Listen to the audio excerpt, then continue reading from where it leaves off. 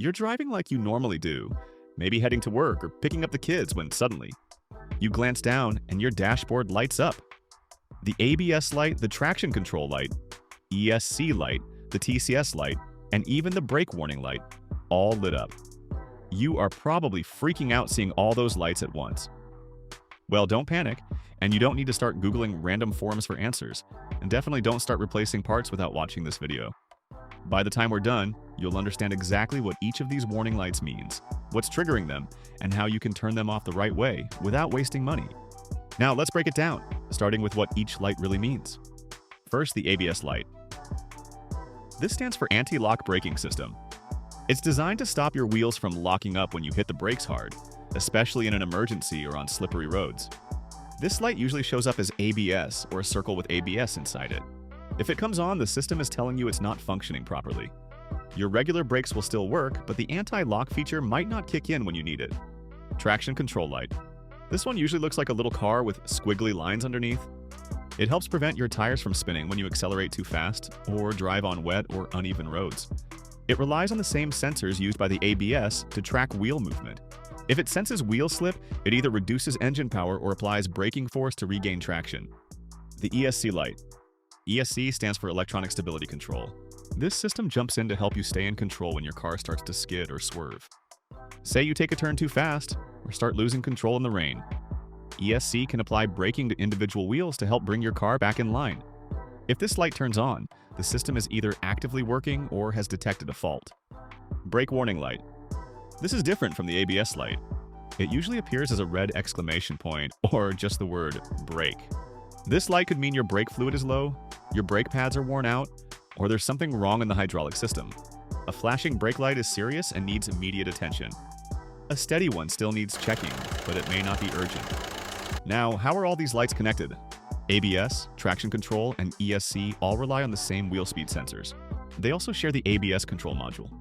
So if a single sensor gets dirty, damaged, or unplugged, it can trigger all three lights at once.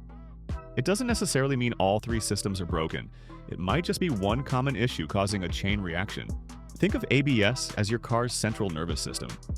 Traction control and ESC are like different reflexes connected to it. If the nerve gets blocked, all the reflexes react.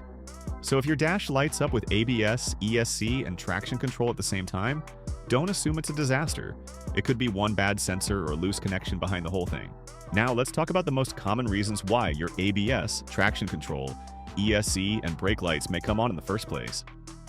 This part is where most people get stuck, because the symptoms feel random.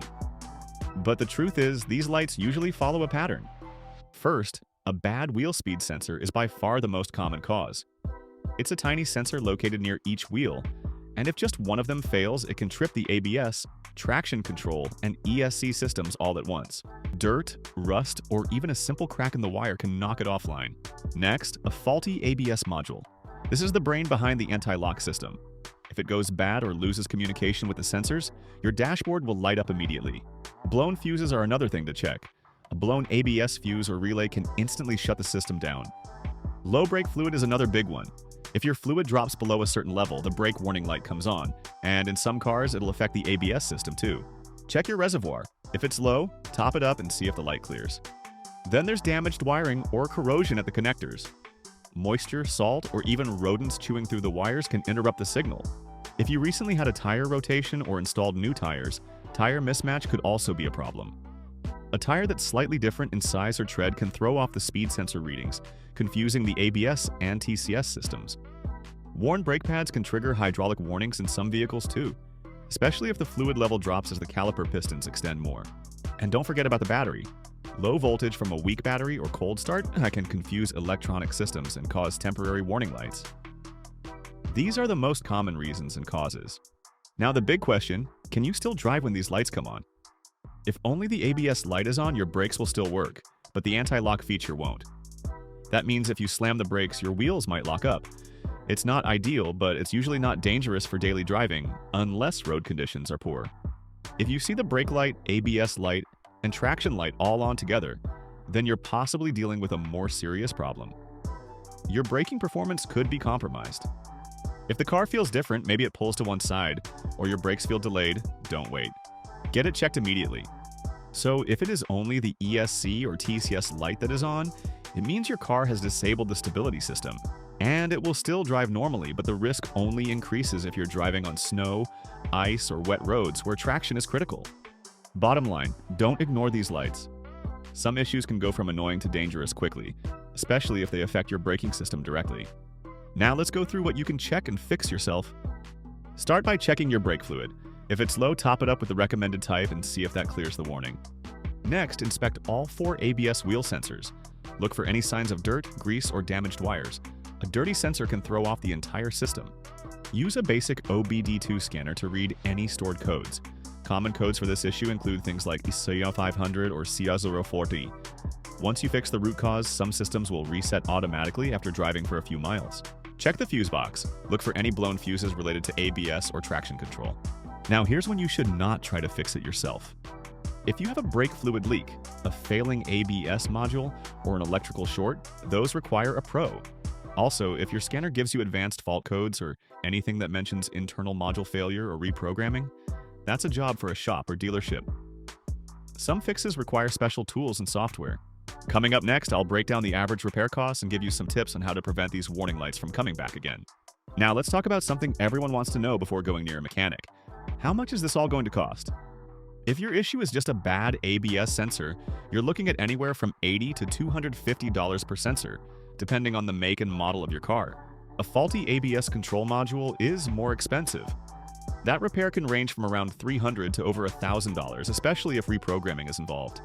If all you need is a brake fluid top-up, that's the cheapest fix. It usually costs around $20 to $50, and you can often do it yourself if you're comfortable. To have a shop perform a diagnostic scan, expect to pay between $50 and $150. Some places will waive that fee if you go ahead with the repair. One big tip here: always ask for a written quote before approving any work. That gives you leverage and helps avoid surprise charges. Now, let's switch gears for a moment.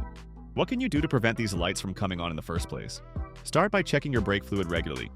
Make sure it's not low or dirty. Fresh fluid helps the system run smoothly.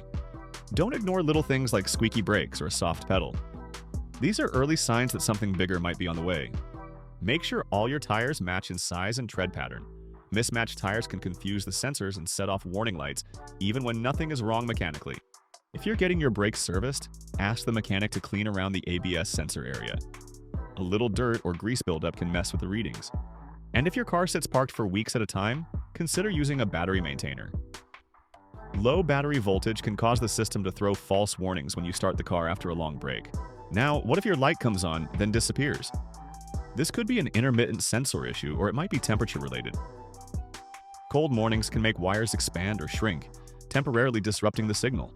Just because the light goes off doesn't mean the issue is gone. The system might still store the error in memory. That's why a scan tool can help you check for hidden or pending codes that haven't triggered a permanent warning yet.